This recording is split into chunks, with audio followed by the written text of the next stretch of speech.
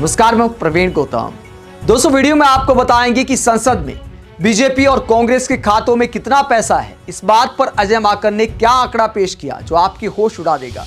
कितना अंतर है, कांग्रेस के खाते में कितना पैसा है और बीजेपी के खाते में कितना पैसा है।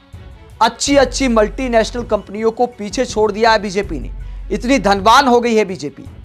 अजय माकन ने दोनों पार्टियों के पैसे की तुलना की कि साल 2004 से लेकर साल 2025 तक कितना अंतर आ गया है और बीजेपी कहां पर थी साल 2004 में और आज बीजेपी के अकाउंट में कितने हजार करोड़ हैं। यह फर्क दिखाता है कि देश के विपक्षी दल आखिरकार धन बल के सामने कैसे लड़ पाएंगे और यह पैसा कैसे आता है। इसे लेकर भी विपक्षी नेताओं ने कई बार सवाल उठाए हैं कि विपक्षी नेताओं को चंदा देने से, विपक्षी पार्टियों को चंदा देने से तमाम उद्योगपति आजकल डरते हैं कि बीजेपी को मालूम न पड़ जाए। वहीं बीजेपी को चंदा देकर धंधा लिया जा रहा है, यह भी विपक्षी नेता आरोप लगाते आए हैं। इलेक्टोरल बॉन्ड का मुद्दा उठा था, तब बीजेपी ने आरोप लगाया था कि देखिए, इलेक्टोरल बॉन्ड से तो कांग्रेस वाले भी पैसा लेते हैं, टीएमसी वाले भी पैसा लेते हैं, लेकिन सवाल ये उठता है कितना पैसा लेते हैं। जो जानकारी राजनीतिक दलों ने खुद दी है उसका आंकड़ा पेश करते हैं अजय माकन और कांग्रेस और बीजेपी की तुलना करते हुए क्या बताते हैं, जरा सुनिए।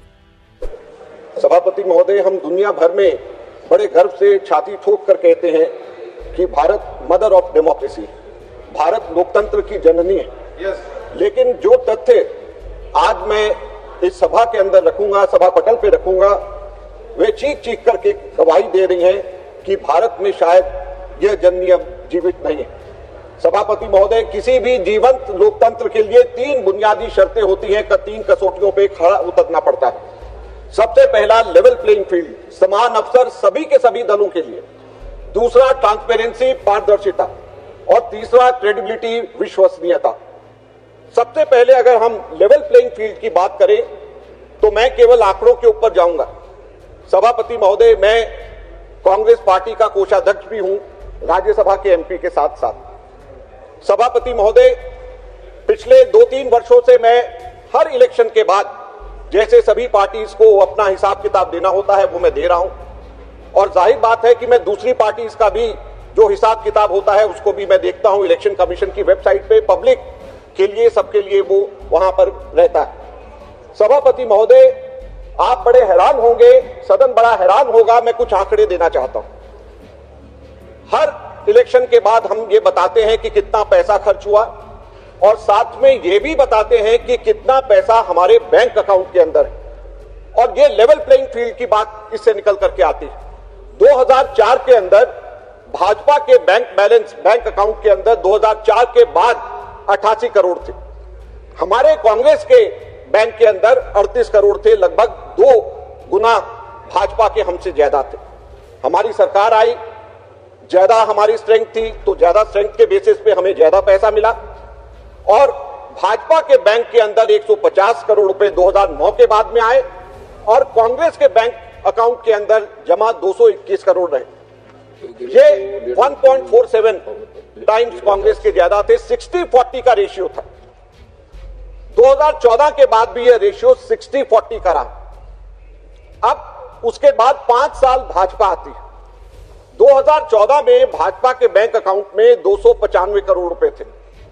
2019 में 295 से ये जंप करके कितना हो गया, 3562 करोड़ रुपए केवल 5 वर्षों के अंदर। और साथ साथ में कितने गुना कांग्रेस से ये आगे हुआ, 11 गुना कांग्रेस से ज्यादा हुआ। कांग्रेस के 315 करोड़ रुपया कांग्रेस के अकाउंट में था। रेशियो क्या था, 60-40 से कम होकर के ये रेशियो बन गया 90-8 का।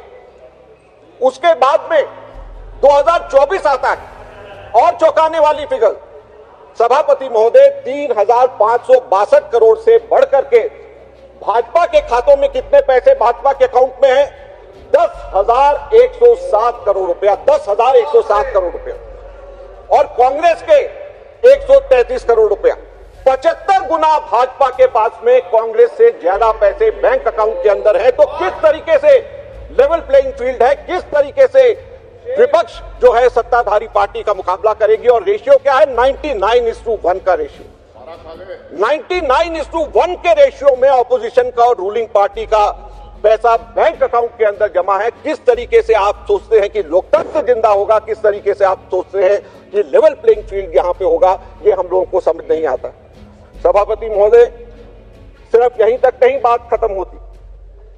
2024 के चुनाव से पहले 16 मार्च को चुनाव डिक्लेयर हुआ और उससे एक महीना पहले 13 फरवरी को कांग्रेस के सारे खाते फ्रीज हो जाते, सारे खाते सील हो जाते और इलेक्शन कमीशन को हम लिखते हैं, कोई जवाब उसका नहीं आता।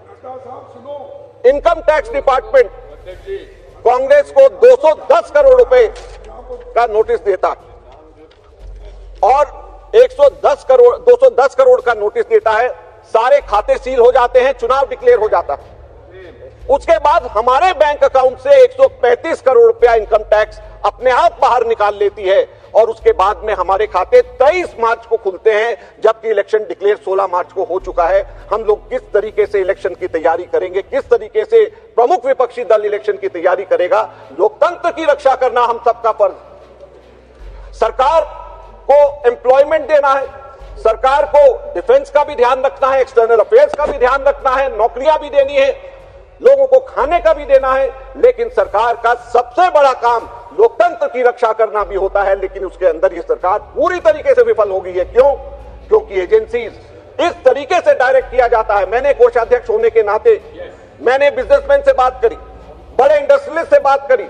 उनका यह कहना है कि कांग्रेस के समय में तो हम 60-40 के रेशियो में हम कर लेते थे, अब 90-10 को छोड़िए 95-5% के रेशियो के ऊपर भी हम लोग आपको नहीं दे सकते। हम लोग जैसे ही देते हैं हमारे पीछे ईडी और आईटी लग जाती है, हमारे को कोई काम नहीं करते। तो किस तरीके से हमारे देश के अंदर लोकतंत्र जिंदा रहेगा?